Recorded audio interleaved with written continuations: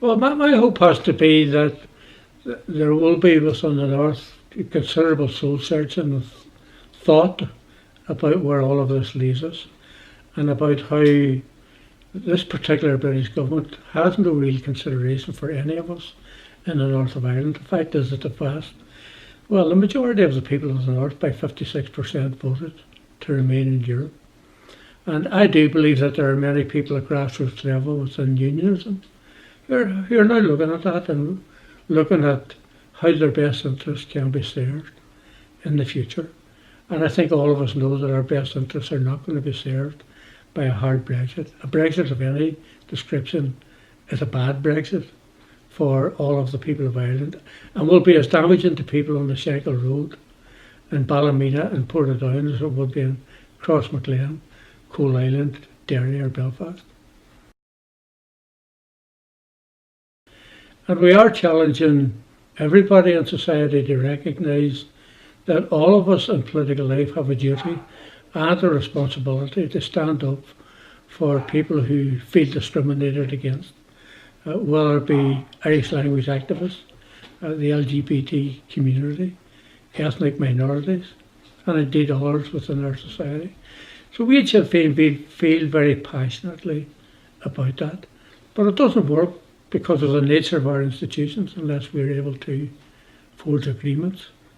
And that means people crossing Rubicons, as we have crossed many Rubicons over the course of recent times, and recognise that their responsibility isn't just to the unions or the loyalists of the North, but their responsibility is to everybody, just as I feel my responsibilities very dearly are to the Republicans, the Nationalists, the unions and the loyalists, the ethnic minorities, the LGBT community, Irish language activists, and indeed many more.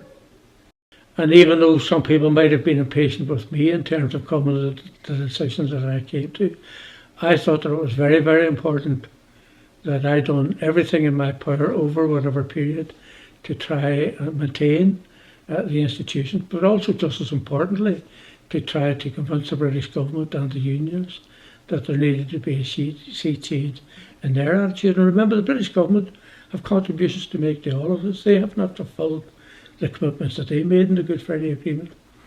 So I do accept that there were many people who were probably agitated that I didn't move quicker. But I'm a patient man. I've been around negotiations for a very, very long time. And I thought I had a duty and a responsibility to show everybody that I was trying my best to make the process work. Well, I was very proud of the people of Derry and the way that they stood up in the civil rights protests and confronted the RUC. And of course, the biggest event that happened in Derry was the murder of 14 people on Bloody Sunday. But what were those people marching for? They were marching against internment.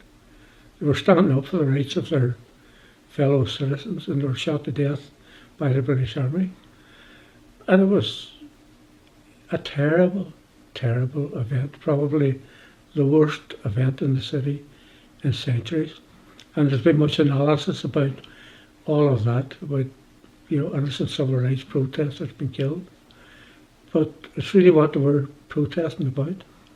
And I'm proud that they were prepared to stand up because they were showing a spirit that was making it clear to the British government and the unionist misrulers in Stormont that they wanted real change. And of course, we've had conflict which went on for many, many years, but I think the fact that we were able to break and we were in the lead of it because it was a unilateral decision on foot of Gerry Adams and myself asking the IRA to call a ceasefire in 1994. The fact that they had the courage to do that and to effectively say to the political process, including what they seen as a critical element of that, us as a Republican leadership, that they're up for trying to make the peace process work, but just as importantly, a meaningful process of negotiations. So to be involved in the Good Friday negotiations as I was, the St.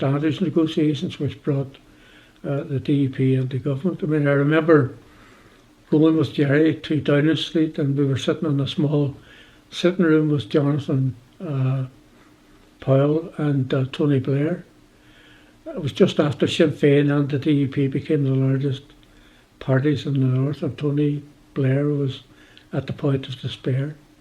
And he started talking, and he talked about, this was not a good result, that David Trimble had lost the election, that his strategy was going to be to try and get David Trimble back into pole position. So it was about 7 minutes into talking to Jerry and myself, and I said, hold on a minute, Tony.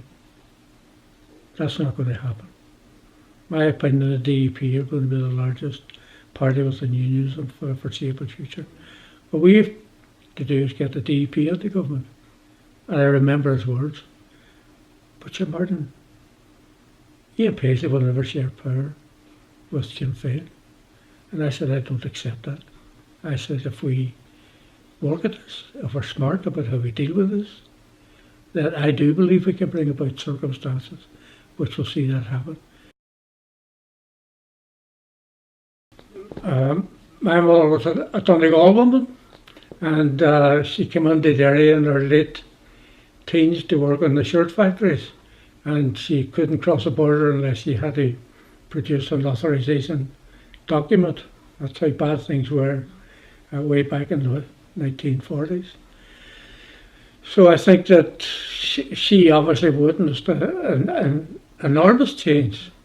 She was in Derry for over 60 years, and we lived in Elmwood Street, and we could step out of our front door and we could look through the gap in the houses in Cable Street, and we could see Derry walls, which for many decades, centuries, was a bastion of unionism.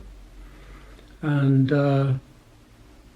I got a terrible shock when she told me she had never been in Derry walls, until one day that we took her up at the request of Help the Aged, who wanted a photograph of myself and my children, my grandchildren, and my mother.